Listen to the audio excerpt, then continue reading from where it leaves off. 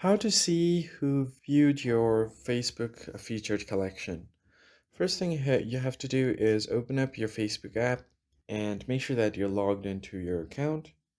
Then from here you want to head over to the menu icon at the top right. After you land on the menu page, you can just tap on your profile icon or the profile picture right here. And you will land on your profile page. So once you are inside your profile, you just need to scroll down a bit, and here you can find your featured collection.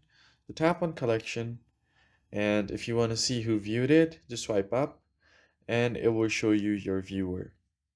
And if you want to do the same for your other collection, you could do that as well.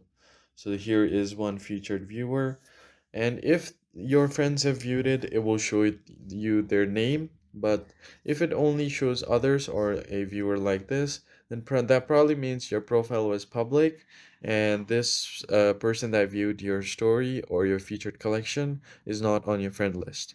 And that's how you see who viewed your featured collection on Facebook.